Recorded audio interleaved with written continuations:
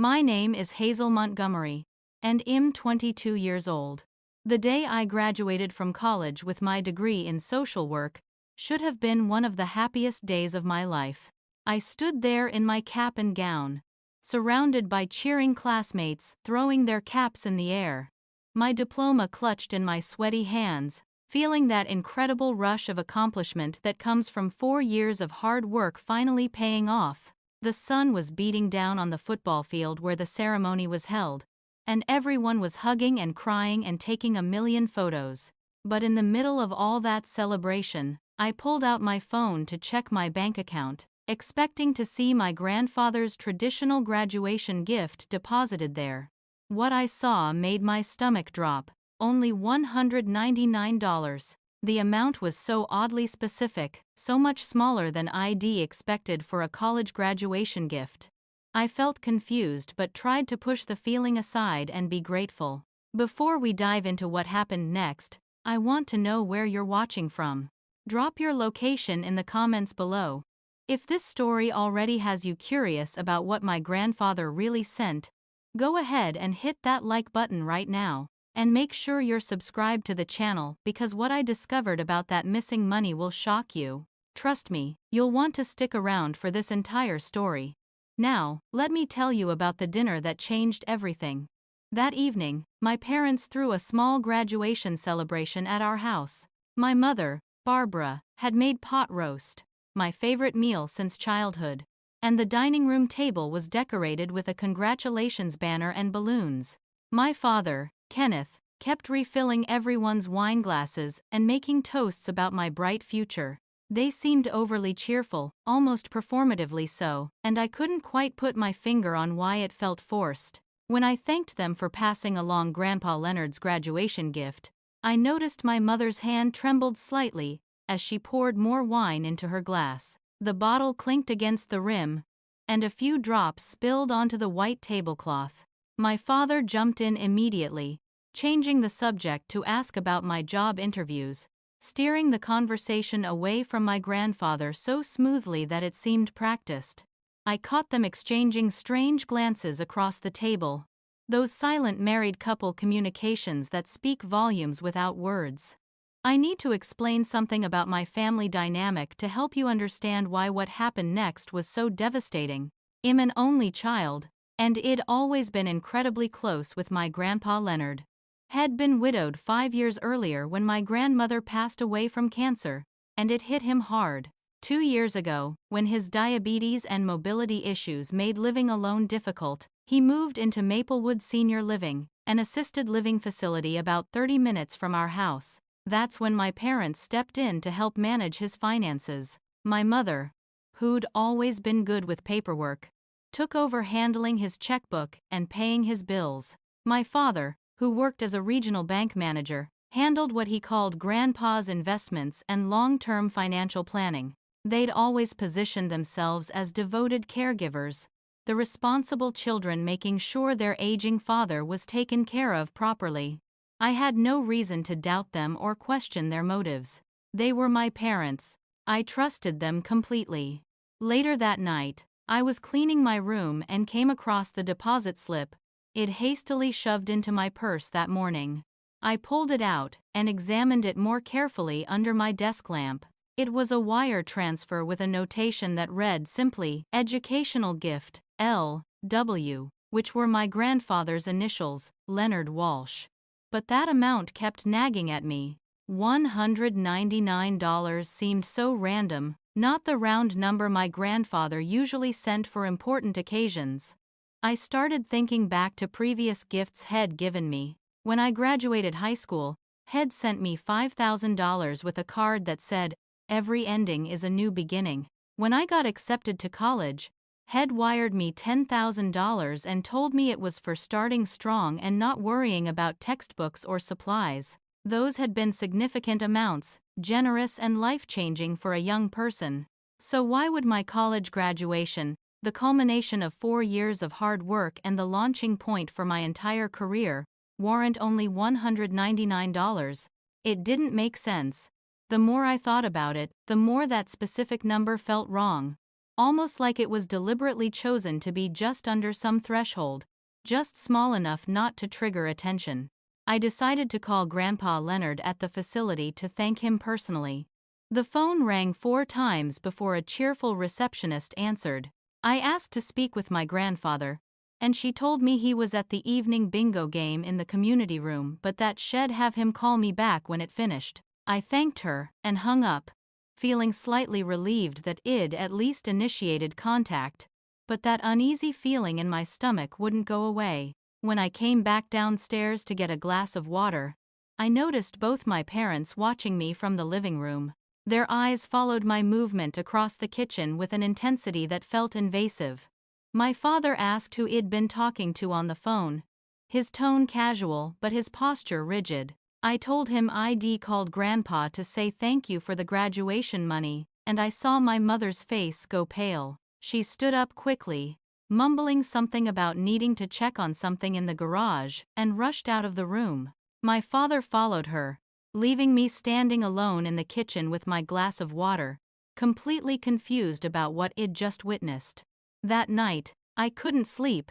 I lay in bed staring at the ceiling, listening to the house settle and creak around me. Around midnight, I heard voices coming from downstairs. My parents were still awake, which was unusual since they normally went to bed by 10. I crept out of my room and sat at the top of the stairs, straining to hear their conversation. They were in the living room, speaking in hushed but urgent tones. My mother's voice came through first, tight with stress. "She's going to find out eventually," she said. There was a pause. Then my father responded, his voice lower and harder to make out. "We just need more time to replace it," he said. My mother's voice rose slightly, more desperate now. "It's been 2 years, Kenneth. How much more time do you think we have?" The silence that followed was heavy and terrible. I sat frozen on the stairs, my heart pounding so hard I was afraid they'd hear it. My mind raced, trying to make sense of what I'd overheard. Replace what? What had been going on for 2 years? A few minutes later, I heard my mother's footsteps coming toward the stairs. I scrambled back to my room as quietly as possible and dove under my covers, pretending to be asleep. My door creaked open slightly, and I felt her presence in the doorway, watching me. After what felt like an eternity, she closed the door softly and walked away. I lay there in the dark, terrified and confused, knowing that something was very, very wrong.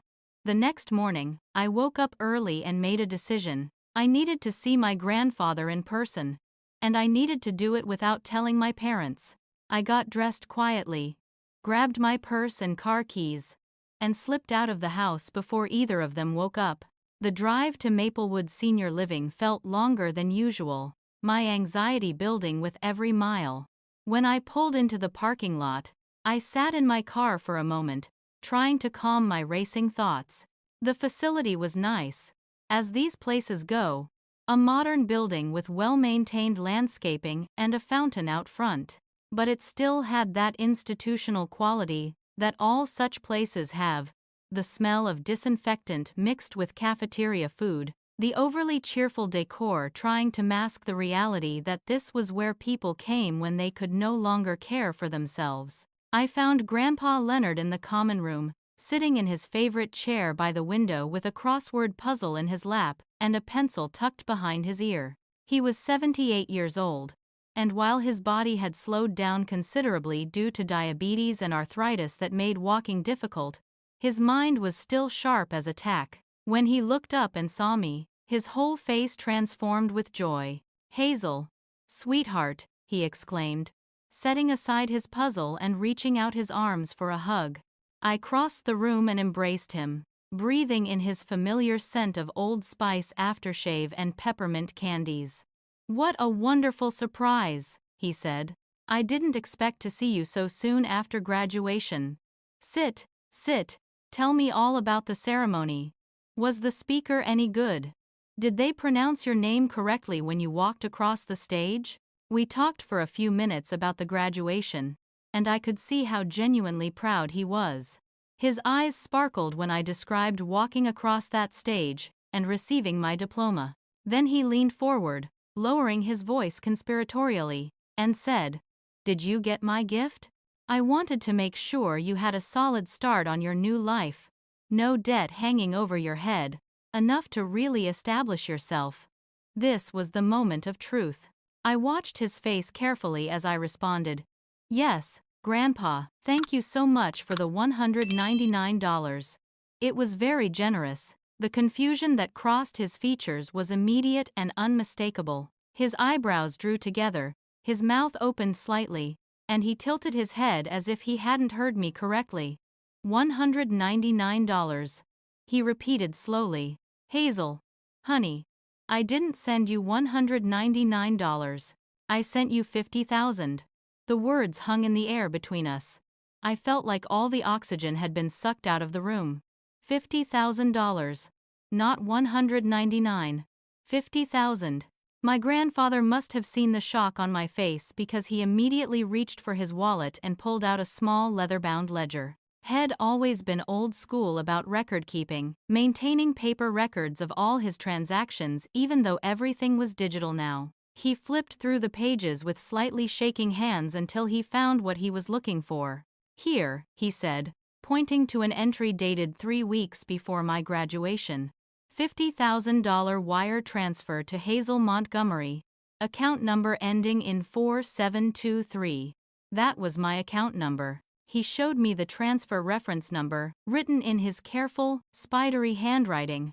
The notation next to it read college graduation, full amount. My vision started to blur as tears welled up in my eyes. Grandpa's confusion was rapidly transforming into something else. Something harder. His jaw tightened and his eyes narrowed. "Your mother processes all my transactions," he said quietly. "She has power of attorney. She handles everything." I couldn't speak. I couldn't breathe.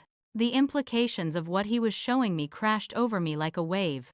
My mother had stolen $49,801 from my grandfather's gift to me. But why? And more importantly, what else had she taken? Grandpa Leonard seemed to be having the same realization. He began flipping through more pages of his ledger, his movements becoming more agitated. "Look at this," he said, his voice rising. "Last year I gave your parents $80,000 to help with their mortgage. They said they were struggling. And here, $120,000 for an investment opportunity your father presented, and $45,000 for emergency home repairs. Hazel, I need to see my actual bank statements. Something is very wrong here." We spent the next hour going through his ledger together, and with each page, the picture became clearer and more horrifying.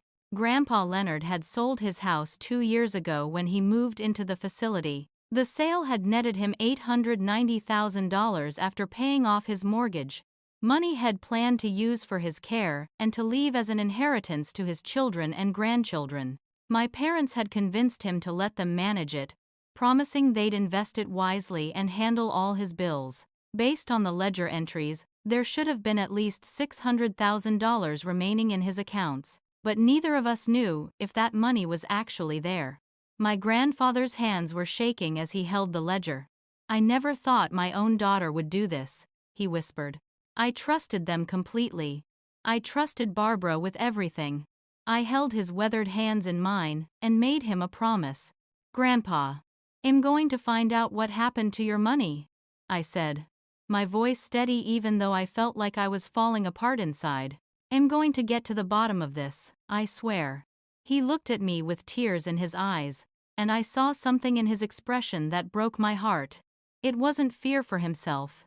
It was fear for me. "Be careful, sweetheart," he said. "I never thought my own daughter would." He paused, unable to finish the sentence. "Just be careful, please."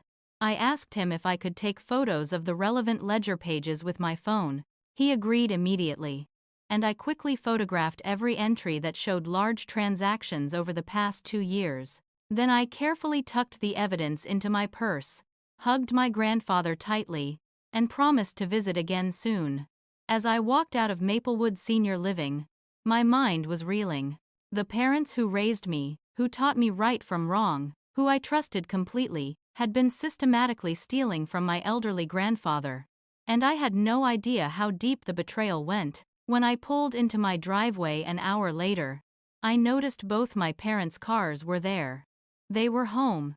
And somehow I knew they were waiting for me. I sat in my car for a moment, gathering my courage, then walked into the house. My mother and father were sitting in the living room, clearly positioned to intercept me the moment I came through the door. My mother's eyes were red and swollen from crying.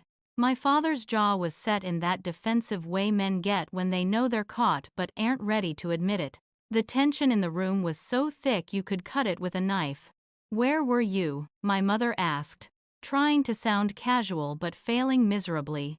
Her voice had a tremor in it that betrayed her anxiety. I decided not to waste time with pleasantries or evasions. "I went to see Grandpa," I said, watching their faces carefully.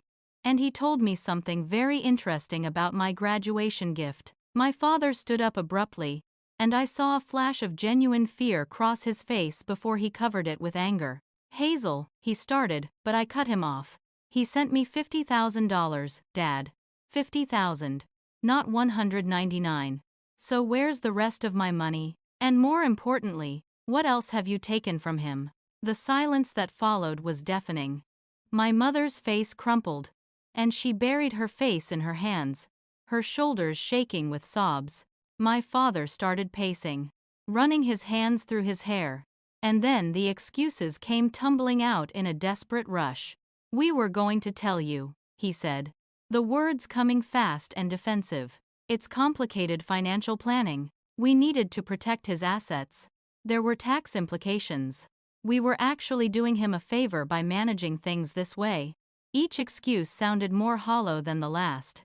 I stood there listening to my father, a bank manager, a man who dealt with other people's money professionally, try to justify stealing from his own father. My mother finally looked up, mascara running down her face in black streaks. "We're not bad people," she said through her tears.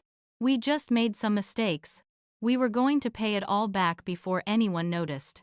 I felt something cold settle in my chest. "How long?" I asked quietly. "How long has this been going on?" The truth came out in pieces, each revelation worse than the last. My father had made a bad real estate investment 3 years ago, right before Grandpa moved into the facility. Had convinced several friends and colleagues to invest in a commercial property development that was supposed to triple their money. Instead, the developer had been a fraud, and the whole thing collapsed. My father lost $200,000. Money he didn't have.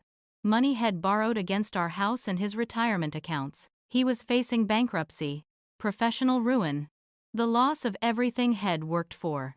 That's when they came up with the plan. They convinced Grandpa to give them power of attorney, positioning it as a way to make his life easier, to take the burden of financial management off his shoulders.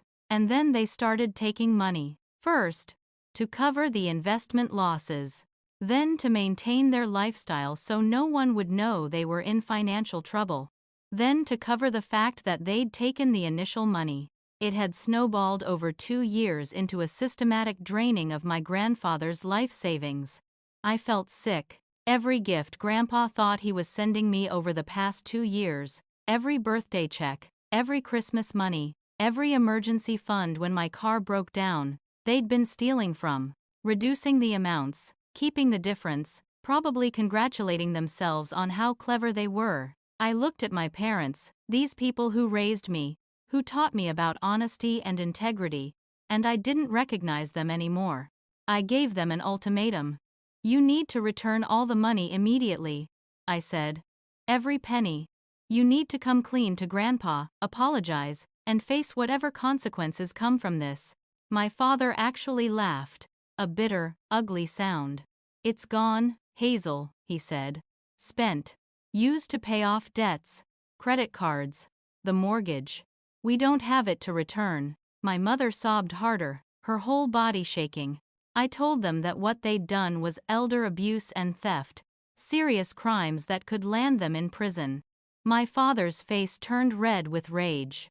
"You ungrateful little brat," he shouted, his voice rising to a level I'd never heard before. "We raised you. We fed you, clothed you, put you through college. And this is how you repay us? By threatening your own parents. That old man has more money than he needs. Hess living in a nice facility, all his bills are paid. He won't even remember any of this in a few years when his mind really starts to go. The cruelty of those words, the callous dismissal of my grandfather's dignity and autonomy, made me feel like I didn't know this man at all. My mother tried to calm him down, pulling at his arm, afraid the neighbors might hear through the open windows. I went upstairs and started throwing clothes into a duffel bag. I grabbed my laptop, my important documents, everything I might need. My father appeared in my doorway, blocking my exit. "Don't do something you'll regret," he said, his voice low and threatening. "If you go to the authorities, you'll destroy this family. Your mother will go to prison. I'll lose my job, my license, everything. Is that what you want?" I looked him in the eye and said, "You destroyed this family when you decided to steal from Grandpa. Not me." I pushed past him. My mother tried to grab my arm as I headed for the front door, but I shook her off. Both of them followed me to my car. My father still yelling threats about what would happen if I told anyone. My mother crying and begging me to think about what I was doing. I got in my car, locked the doors, and drove away. My phone started ringing immediately. I silenced it and kept driving, heading to my best friend, Simone's apartment across town, the only place I knew it'd be safe. Simone answered her door in pajamas, took one look at my face, and pulled me inside without asking any questions. She was a nursing student, practical and fierce, the kind of friend who shows up when you need her most.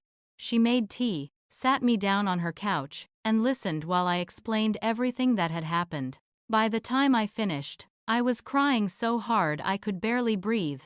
Simone handed me tissues and said exactly what I needed to hear. "We need to document everything before they have a chance to destroy evidence. Her brother Troy is a paralegal.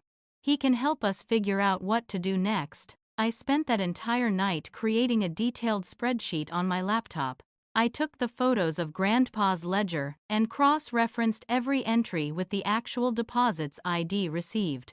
The discrepancies were staggering. Over 2 years, my parents had stolen over $430,000 from my grandfather. I documented every conversation I could remember, created a timeline of events, took screenshots of the threatening text messages my father had started sending me. He sent 12 messages that first night, alternating between threats about what would happen if I went to the authorities and guilt trips about how I was destroying the family. My mother's voicemails were even worse. She left 8 messages, her voice going from pleading to accusatory and back again. In one message, she sobbed about how much she loved me and couldn't believe I was doing this to her. In the next, she said I was being manipulated by an old man who didn't understand his own finances anymore. The next morning, I did something that terrified me but had to be done.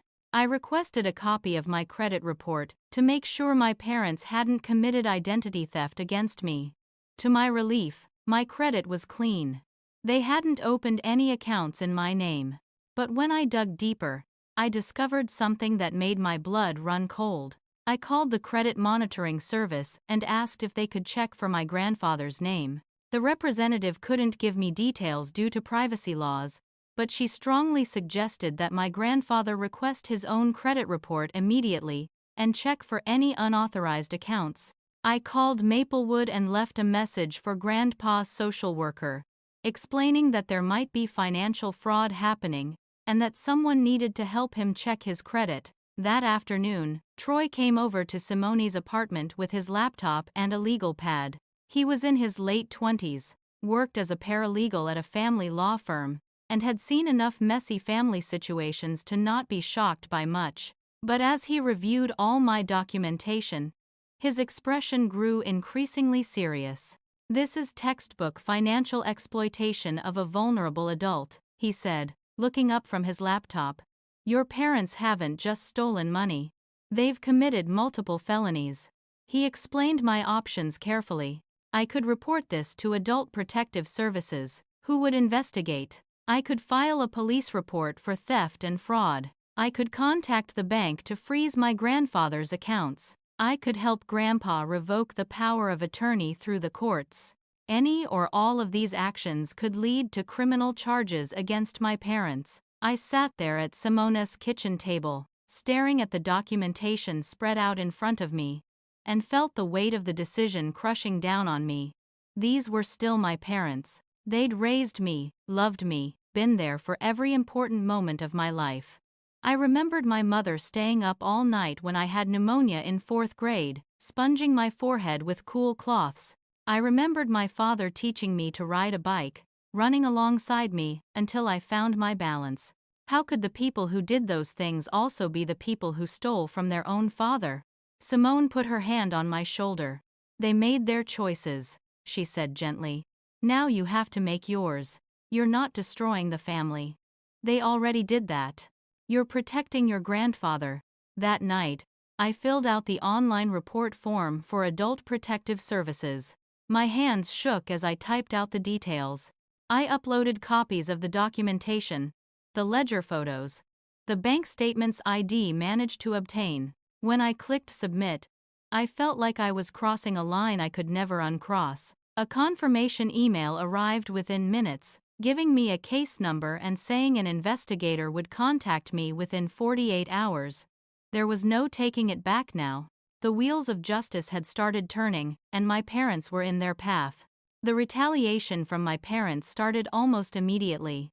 The next morning, my father showed up at Simona's apartment building. I don't know how he found out where I was staying, but he pounded on the door so hard I thought he might break it down. "You're destroying this family," he screamed through the door. "Wait until everyone knows what a traitor you are. Wait until your grandfather's friends at that facility find out you're the one causing all this trouble for him." Simone immediately called Troy, who lived nearby. He arrived within 10 minutes. By then, my father was threatening to call the police himself, claiming I'd stolen documents from their house.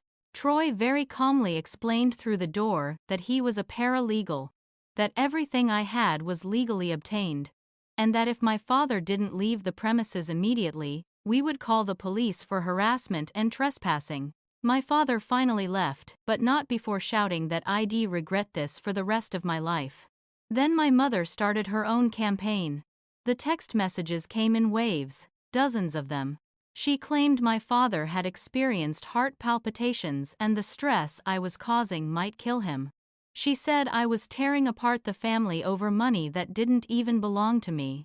She sent photos from my childhood, pictures of birthday parties and family vacations, with captions like, "Remember when we were happy before you destroyed everything." The voicemails were even more manipulative. In one, she sobbed so hard she could barely speak, saying she wasn't strong enough to survive the scandal, that if anything happened to her or my father, it would be my fault. It was classic emotional manipulation, and even though I knew that's what it was, it still hurt. These were my parents. Part of me still loved them despite everything they'd done.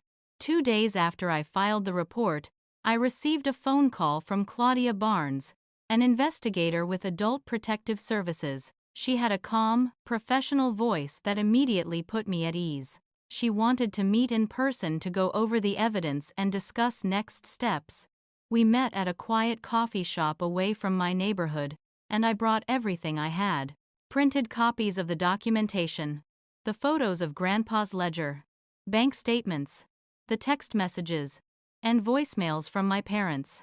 Claudia was in her 50s, with gray hair pulled back in a neat bun and the kind eyes of someone who'd seen too much suffering but hadn't let it harden her completely. She reviewed everything methodically, taking notes, asking clarifying questions. When she finished, she looked up at me and said, "This is one of the worst cases I've seen this year. And I've seen a lot." She explained the process to me. First, she would interview my grandfather to confirm the details and assess whether he was being exploited. Then, she would work with the bank to audit all the accounts my parents had access to. If the evidence supported criminal activity, which she believed it would, the case would be referred to the district attorney's office for potential prosecution. She warned me that this process could take weeks or even months, and that it would likely tear my family apart even further. I told her I understood, and that my priority was protecting my grandfather and making sure this didn't happen to anyone else. The interview with Grandpa Leonard was one of the hardest things I've ever witnessed. Claudia and I met with him in a private room at Maplewood. At first, he was confused about why a social services investigator wanted to talk to him, as Claudia gently explained what she was investigating. I watched the realization dawn on his face. My Barbara did this, he kept saying, his voice breaking. My own daughter, the woman I raised, who I trusted with everything. He cried. This strong man who'd survived the Korean War and buried his wife and never complained about his diabetes or the pain in his joints. He cried because his daughter had betrayed him in the worst possible way. Claudia was incredibly gentle with him, but she needed details. She asked about every large transaction, every time my parents had asked for money. Grandpa's memory was sharp, and he remembered it all. The mortgage help that was supposed to be a loan but was never repaid. The investment opportunity my father promised would triple the money. The emergency home repairs that my parents claimed were urgent. None of it had been real. It had all been lies designed to steal his money. Within a week, Claudia's investigation uncovered even more than Wed initially thought. Working with the bank's fraud department, they discovered that my parents had created a separate account they called Leonard's Management Account. They'd been transferring money from Grandpa's checking and savings into this account, then spending it freely. The bank statements showed luxury purchases, jewelry stores, high-end restaurants, gambling withdrawals at casinos, credit card payments for cards Grandpa didn't even know existed. There was nothing to show for the $430,000 except a trail of selfish spending and financial manipulation. They'd even opened 3 credit cards in my grandfather's name without his knowledge, maxing them out to the tune of $65,000 in debt. The evidence was overwhelming and damning. The court moved quickly once the extent of the fraud became clear. A judge issued an emergency order freezing all of my grandfather's accounts to prevent any further theft. My parents' power of attorney was immediately revoked, and a temporary court-appointed guardian was assigned to handle Grandpa's finances until the legal issues could be resolved. When my parents received the legal notice that their access to Grandpa's money had been terminated, they completely lost control. My father tried to go to Maplewood Senior Living to confront my grandfather directly. The facility's security staff stopped him at the front desk. When he became belligerent and threatening, they called the police and had him removed from the property. The facility director issued a formal ban preventing either of my parents from visiting without a court order. My mother apparently had a complete breakdown, screaming and crying in the parking lot about how she was being kept from her own father. My father hired an attorney and sent me a cease and desist letter threatening to sue me for slander and defamation. His lawyer claimed I was spreading false accusations and damaging my parents' reputations in the community. Troy reviewed the letter and actually laughed. "This is an empty threat," he told me. "Everything you've said is documented and true. Truth is an absolute defense against defamation. They have no case." The letter went straight into my growing file of evidence, showing my parents' attempts to intimidate me into silence. Within days of the legal actions, my father was suspended from his job at the bank pending an internal investigation into whether he'd mishandled other clients' accounts. The suspension was without pay. My parents' carefully constructed life of respectability was crumbling around them. The extended family started taking sides. My father's sister, Aunt Helen, called me in tears. She'd heard about what was happening and wanted me to know she believed me and supported me completely. She'd never liked how controlling my parents were, and this confirmed her worst suspicions about them. She offered me a place to stay if I needed it, a safe haven away from the chaos. But my mother's brother, Uncle Marcus, called with a very different message. He defended his sister, saying there must be some misunderstanding, that Barbara would never do something like this. He accused me of being greedy and trying to get my hands on my grandfather's money early. The family text chain that had once been full of birthday wishes and holiday plans erupted into vicious arguments. Cousins took sides, some supporting me, others accusing me of destroying the family over money.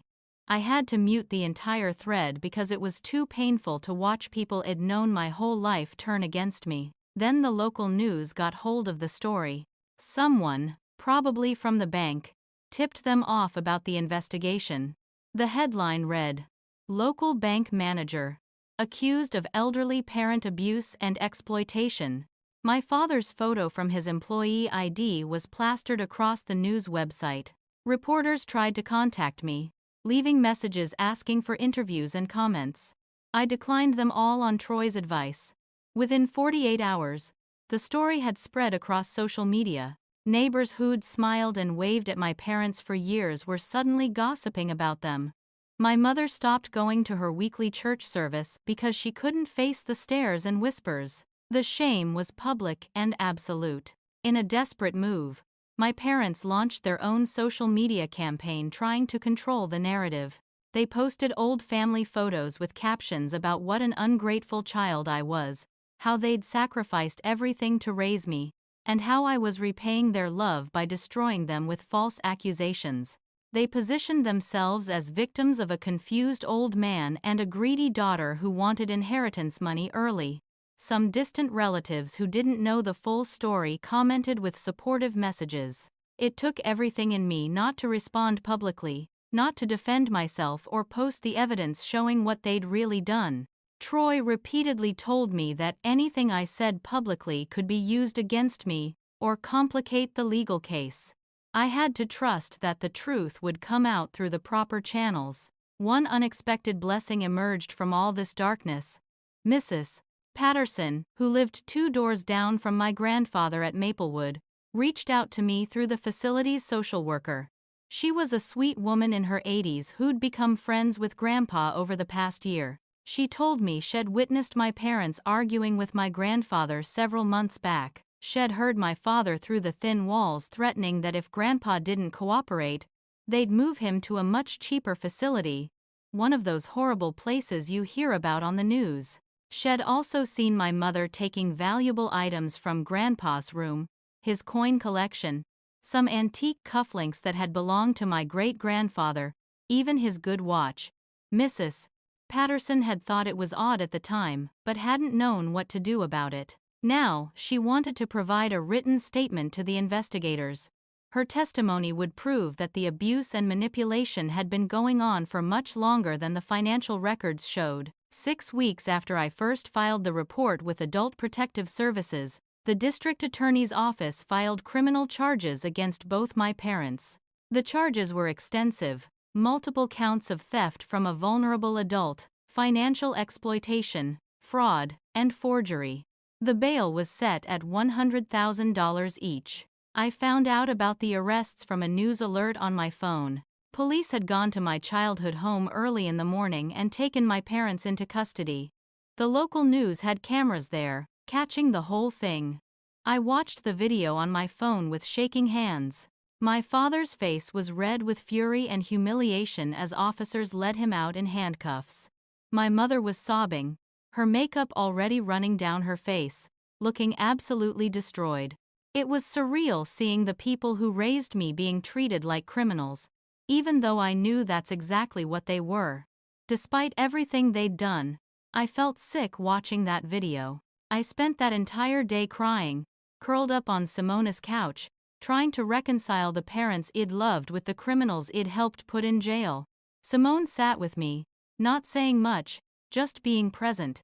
She kept repeating that I'd done the right thing, that protecting my grandfather was more important than protecting my parents from the consequences of their own actions. I understood that logically, but emotionally, it felt like I was being torn apart. These were the people who'd tucked me in at night, who'd cheered at my school plays, who'd helped me move into my college dorm. How could they also be the people who'd stolen hundreds of thousands of dollars from a vulnerable old man? The cognitive dissonance was overwhelming. My parents couldn't make bail. Their assets had been frozen as part of the criminal investigation, and their house was already in foreclosure because they'd stopped making mortgage payments months ago when they ran out of money to steal. They remained in county jail while awaiting trial. A few days after their arrest, I received a collect call from the jail. It was my mother. Against my better judgment, I accepted the call. Her voice was small and broken, nothing like the confident woman I'd known all my life. "Please, baby," she begged. "Please help us. We made mistakes, but we're still your parents. Don't you remember all the good times? Don't you remember how much we love you?" She went on and on, cycling through every manipulation tactic in the book. When guilt didn't work, she tried bargaining. When bargaining didn't work, she tried anger, her voice rising as she accused me of being heartless and cruel. Finally, I told her the truth as calmly as I could. "You stole from Grandpa.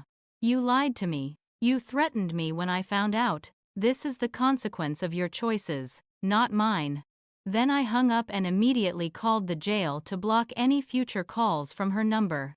My father's approach was different. He sent me a letter, several pages long, written in his distinctive handwriting.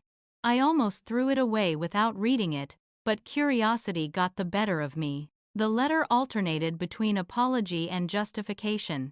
He wrote about how much pressure had been under, how the failed investment had destroyed him financially and psychologically, how Head only wanted to provide a good life for our family. He tried to paint himself as a victim of circumstance rather than a perpetrator of fraud.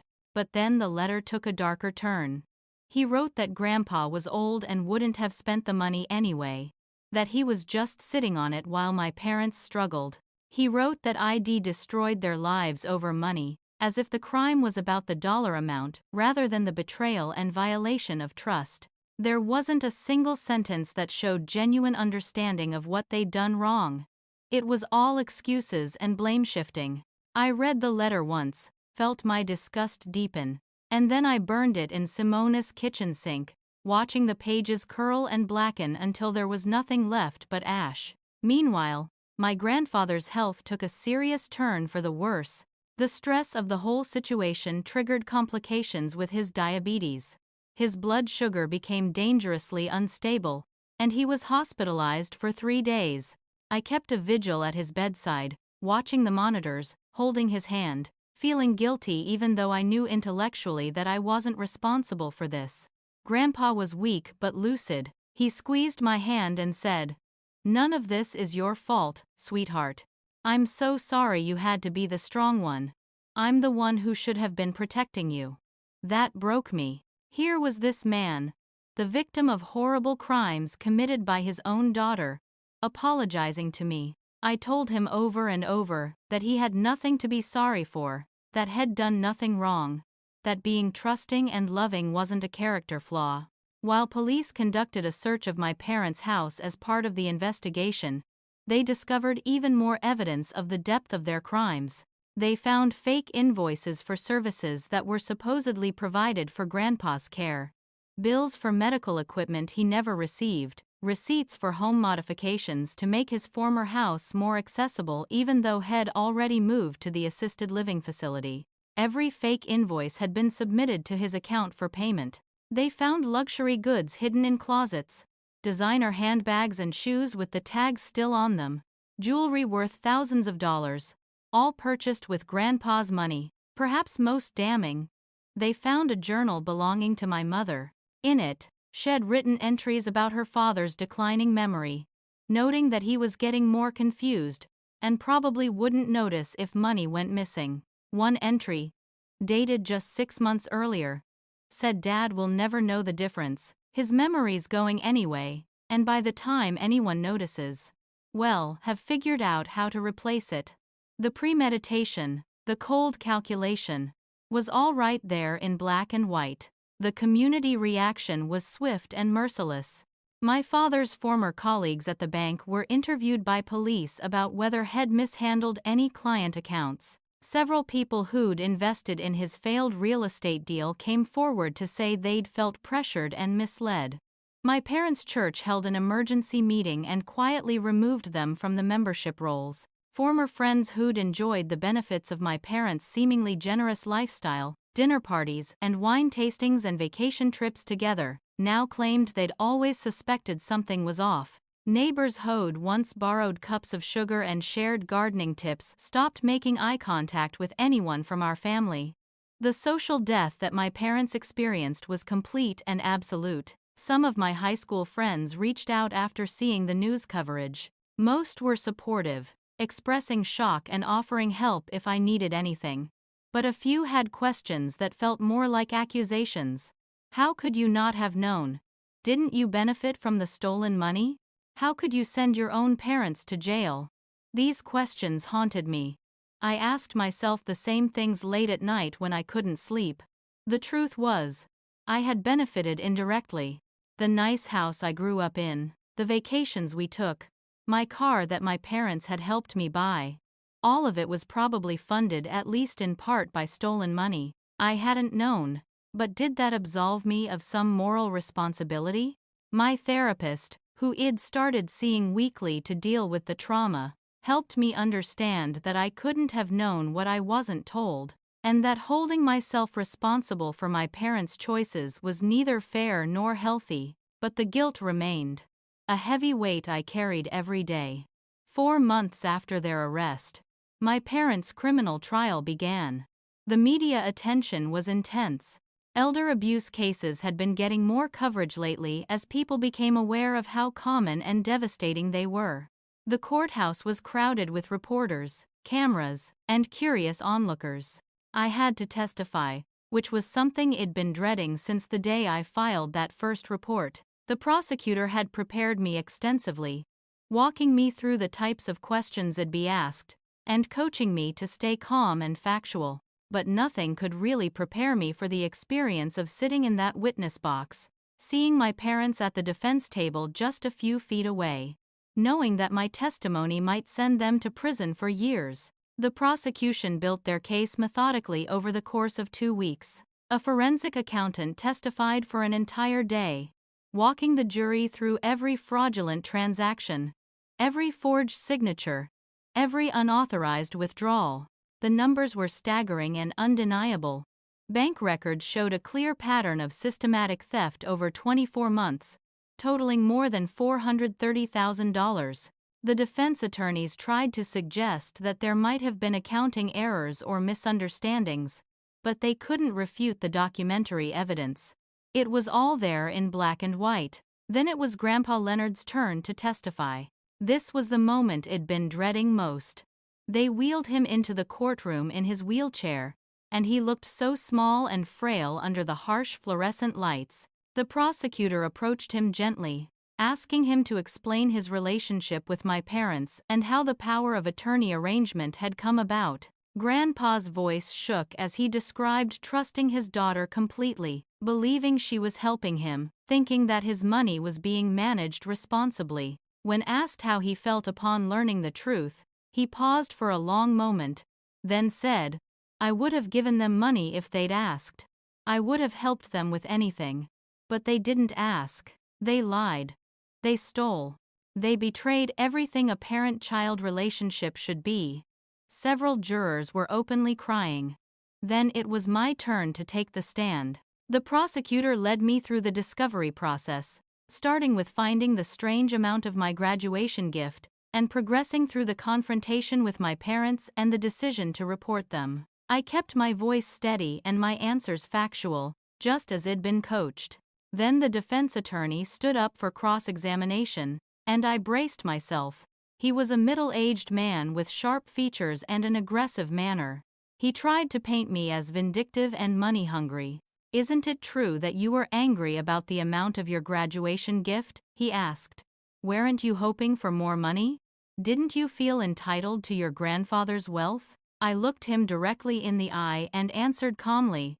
I was confused by the amount because it didn't match what my grandfather had intended to send. When I learned the truth, I was devastated that my parents had stolen from him. This was never about money for me. It was about protecting my grandfather from further exploitation. The defense tried to present character witnesses, friends and colleagues who testified that my parents were good people, who'd made mistakes under financial pressure. But these testimonials rang hollow against the mountain of evidence. How do you explain away $430,000 in theft by calling someone a good person? The defense couldn't, and everyone in that courtroom knew it. When my father took the stand in his own defense, the prosecution tore him apart on cross-examination. They showed him receipt after receipt for luxury purchases, casino withdrawals, credit card payments for lavish spending. This wasn't money used to pay off the failed investment, the prosecutor pointed out. This was money spent on yourselves while your father lived in an assisted living facility, believing you were caring for his finances. My father had no good answers. My mother's testimony was even worse for the defense. She broke down completely on the stand, sobbing so hard that the judge had to call for a recess. When she finally composed herself enough to continue, she tried to blame everything on my father. She claimed Head pressured her, that she was afraid Head leave her if she didn't go along with it, that she didn't realize how much money they were taking. But then, the prosecutor showed her the journal entries in her own handwriting, the ones that talked about her father's failing memory and how he wouldn't notice the missing money, the ones that showed clear premeditation and intent. My mother's face went pale as her own words were read back to her. She'd thrown my father under the bus, and in doing so, she'd condemned herself as well. My father glared at her across the courtroom, their united front completely shattered. The closing arguments were powerful. The prosecutor spoke for nearly an hour, methodically laying out the case. This is a betrayal of the most fundamental kind, she said. These defendants didn't steal from strangers. They stole from a vulnerable elderly man who trusted them completely, who gave them power of attorney believing they would protect him. Instead, they preyed upon him systematically for 2 years. They stole his money, his security, his peace of mind, and his ability to trust his own family. They showed no remorse until they were caught. And even now, their primary concern seems to be avoiding consequences rather than accepting responsibility for what they've done. The defense's closing argument was weak, focusing on the financial pressures my parents had faced and asking for mercy. But even the defense attorney seemed to know it was hopeless. The jury deliberated for only 4 hours before reaching a verdict. When we all filed back into the courtroom, my heart was pounding so hard I thought I might be sick. The foreman stood up and read the verdicts. Guilty on all counts for both defendants. My mother fainted. 2 bailiffs rushed over to catch her before she hit the floor. My father's face went completely blank, emotionless, like head shut down entirely. I felt numb, not relieved, not victorious, just empty.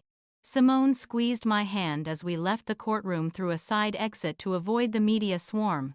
The sentencing hearing took place 3 weeks later. Grandpa Leonard, who'd recovered enough to leave the hospital but was still very weak, submitted a victim impact statement that I read on his behalf since he wasn't strong enough to attend. The statement described the devastation of being betrayed by his own child, the fear of losing everything Head worked for, the loss of independence and dignity.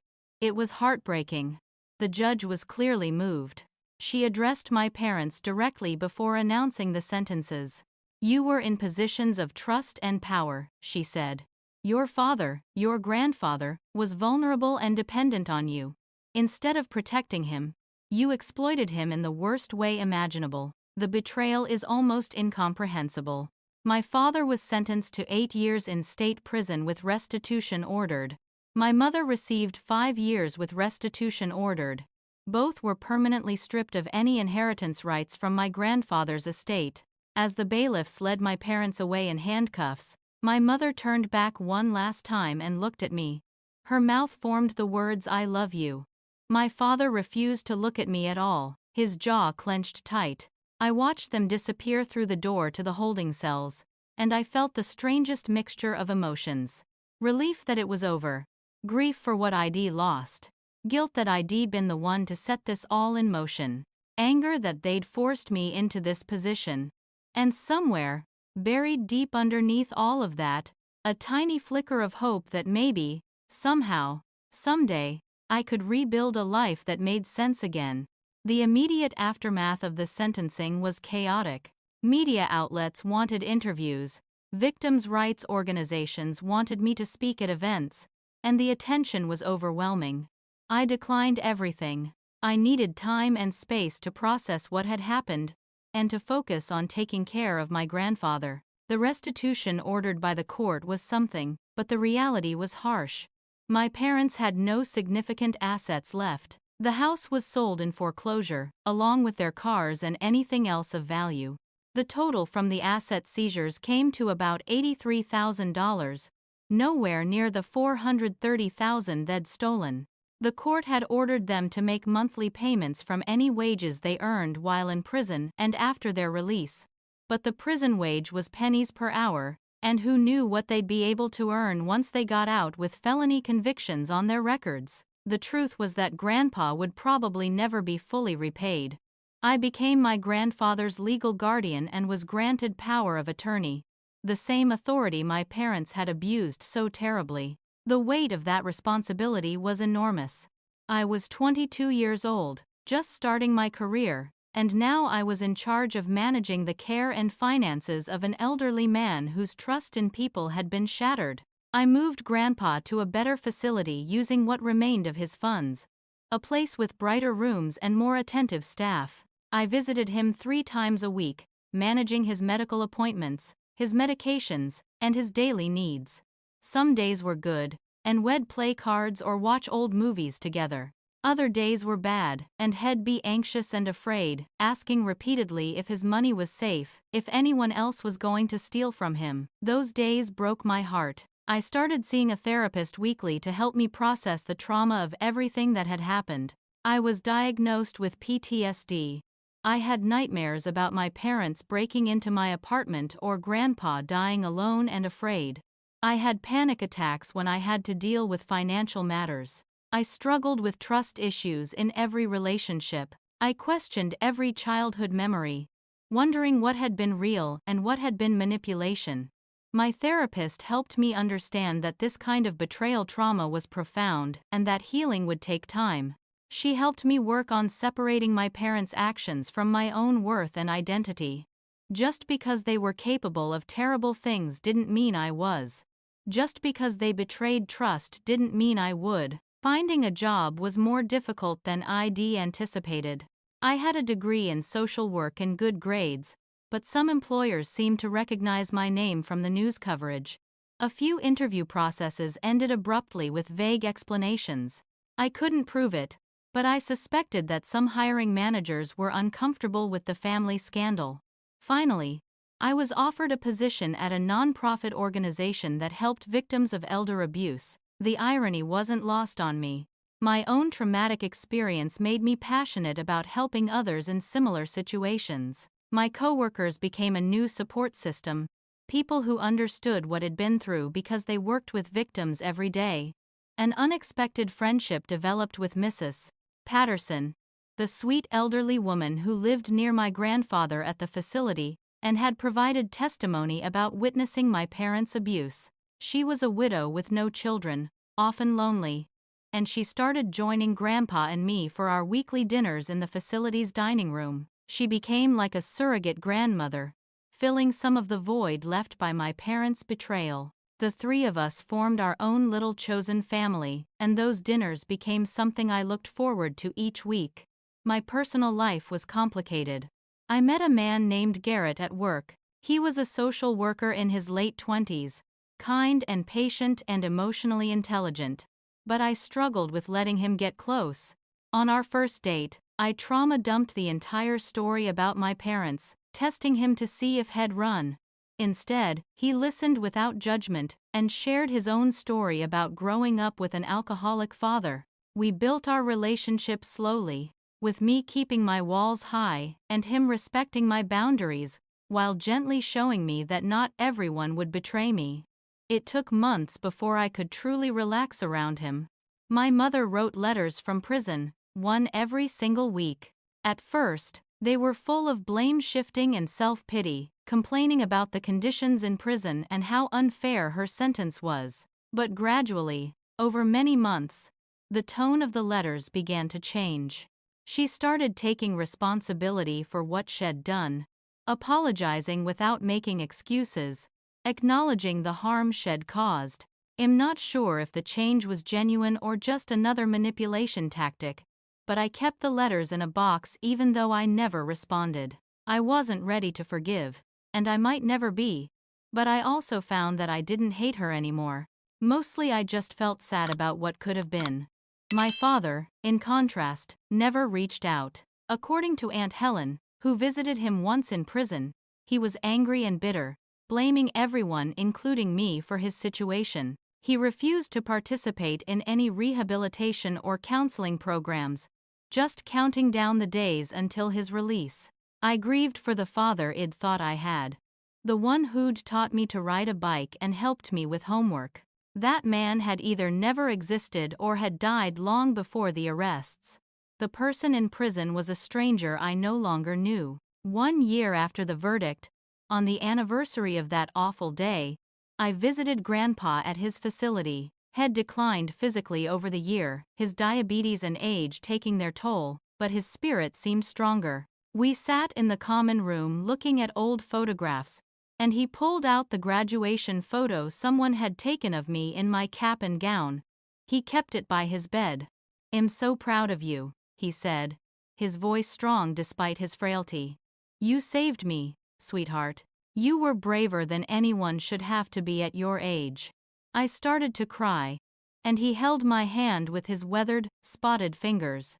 Then he surprised me by saying he wanted to use what remained of his money to help me start my future. Maybe buy a small house or start a retirement account. I refused immediately. I didn't want anything from him except for him to be comfortable and safe. That's what this whole nightmare had taught me. Money didn't matter. Family, real family, the kind based on love and respect rather than obligation and blood. That's what mattered. A few months later, I ran into Claire, one of my mother's former friends, at the grocery store. She approached me hesitantly, clearly uncomfortable. She apologized for judging me initially and for not understanding the situation. She told me that watching the trial had opened her eyes. Her own mother had recently been diagnosed with dementia, and now she was closely monitoring the family members who were helping with finances. She thanked me for speaking up, saying it had made her more vigilant. It was a small moment, but it meant something. Maybe my family's nightmare had prevented someone else's. I also found a support group for adult children of financial abusers, people whose parents or siblings had committed similar crimes. I was shocked by how many people showed up to that first meeting. There were dozens of us, all carrying similar stories of betrayal and complicated grief. Some had turned in their parents like I had. Others were still in the middle of legal proceedings or trying to decide what to do. A few had chosen to stay silent to keep the peace, and you could see the toll that decision was taking on them. Being in that room with people who truly understood what I'd been through, who didn't judge me or question my choices, was healing in a way I hadn't expected. I started helping to lead some of the discussions, sharing my experience and the things I'd learned about navigating the legal system and dealing with the emotional aftermath. 2 years after the trial, my life had found a new kind of normal. I'd been promoted at the nonprofit to advocacy coordinator, a role where I helped develop programs and policies to protect vulnerable adults from financial exploitation. I spoke at conferences and training sessions, using my story to educate nursing home staff, bank employees, and social workers about warning signs of financial abuse. The work was meaningful in a way I'd never expected. I'd taken my worst experience and turned it into something that could help others. Grandpa Leonard, though increasingly frail, celebrated his 80th birthday with a small party at the facility. Garrett and I had been dating for over a year and were talking about moving in together. I'd slowly built a new life separate from the shadow of my parents' crimes. Then I received a notice about my mother's parole hearing. She'd served 3 years of her 5-year sentence and was eligible for early release due to good behavior. As the victim's representative, I was invited to attend the hearing and provide a statement about whether I supported her release. The decision about whether to go consumed me for days. Part of me wanted nothing to do with it. wanted to let the system make its decision without my input, but another part of me needed closure, needed to face her one more time. I decided to attend. The parole hearing was held in a small, institutional room at the prison. My mother looked so different from the polished woman I remembered. Her hair was streaked with gray, she'd lost weight, and she looked smaller somehow, diminished. When our eyes met, she started crying. The parole board asked me if I supported her early release. I'd prepared remarks, formal statements about the impact of her crimes, but when I opened my mouth, different words came out. My mother taught me to tie my shoes and read books and be kind to others, I said. She also taught me, though she didn't intend to, that trust is sacred, and betrayal has consequences. I hope that prison has taught her what I had to learn the hard way, that the people we love deserve our honesty and protection, not our manipulation and theft. I don't oppose her release, but am not ready for contact, and I may never be. The board granted her parole with strict conditions including continued restitution payments and regular check-ins with a parole officer. A week before my father's release, after Head served 5 years of his 8-year sentence, I received an unexpected letter from him. The tone was completely different from anything Head written before. He didn't make excuses or blame others. He wrote about the therapy and counseling Head finally agreed to participate in during his last year in prison, how it had forced him to confront his choices and his character. I was a coward who blamed everyone but myself for my failures, he wrote.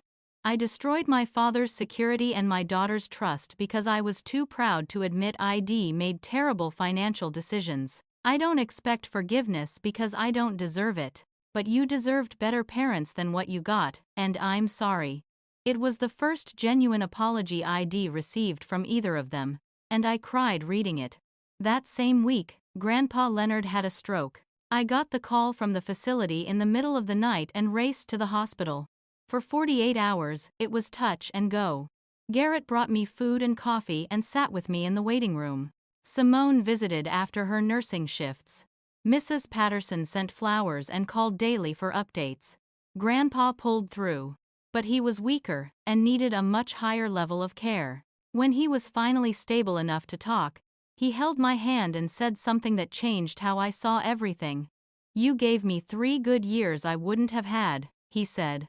Barbara and Kenneth would have drained my accounts and put me in some terrible place where nobody cared. You're the hero of this story, sweetheart. Don't ever doubt that. His words finally allowed me to accept that I'd done the right thing. Even though it had cost me my relationship with my parents and torn my family apart, the weight of guilt I'd been carrying for 2 years lifted just a little, and I could breathe easier. A few weeks after Grandpa recovered enough to return to the facility, my mother showed up at my workplace. Security called me to the lobby to ask if I wanted the visitor removed. I surprised myself by agreeing to a brief meeting. She looked nervous and humble, nothing like the woman I'd known. She apologized without excuses or justifications, taking full responsibility for what she'd done. When I asked about Grandpa, she cried hearing that Head had a stroke. I told her that maybe someday we could work toward some kind of relationship, but that day wasn't now, and might never come. She nodded and left without arguing. My father took a different path after his release. He didn't contact me at all. Aunt Helen reported that Head moved to a different state, was working in construction, living simply, and making small but regular restitution payments. He seemed genuinely changed, she said.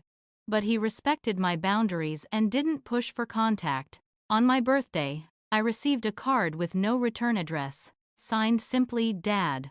I put it in the box with all the other letters, still processing what it meant and whether I'd ever be ready to respond. Grandpa's health crisis prompted him to update his will. He called me to his room at the facility for a serious conversation.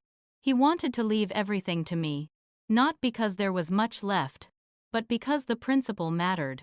You earned this by being the person I raised Barbara to be, he said.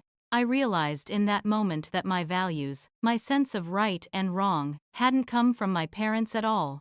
They'd come from him, from the time I'd spent with him as a child, from the example he'd set. That realization was both comforting and sad.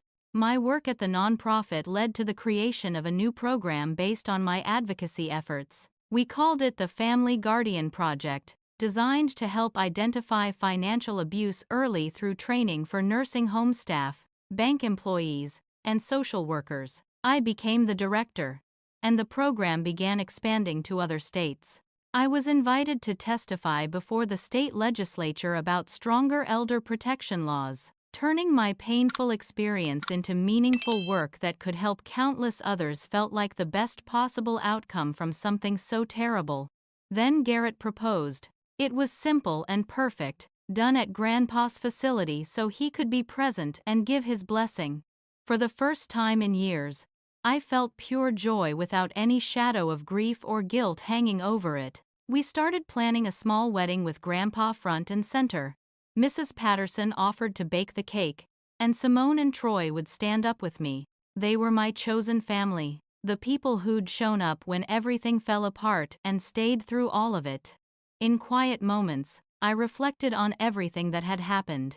I'd gone from being a naive 22-year-old who trusted everyone to a woman who understood that love and betrayal could exist in the same relationship, that doing the right thing often meant sacrificing peace and comfort.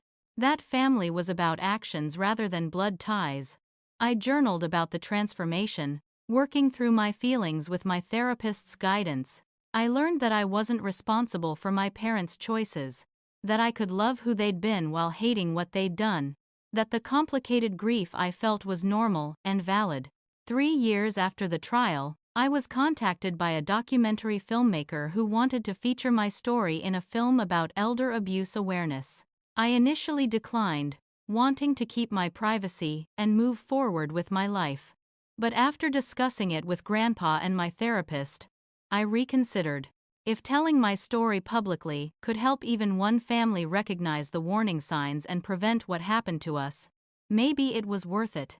Grandpa agreed to participate, saying that if it helped one person, sharing our painful experience would be worth the vulnerability.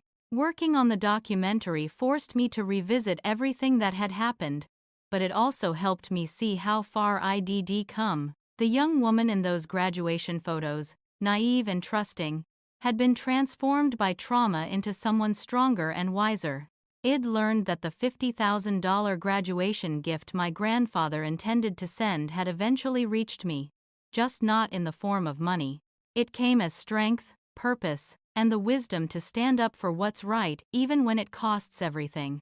I'd learned that real family isn't about blood relations but about who shows up and stays. Grandpa, Simone, Troy, Garrett, Mrs. Patterson. They were my real family.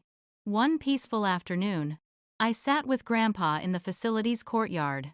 He was in his wheelchair, and we were feeding the ducks in the pond, just enjoying the sunshine and each other's company.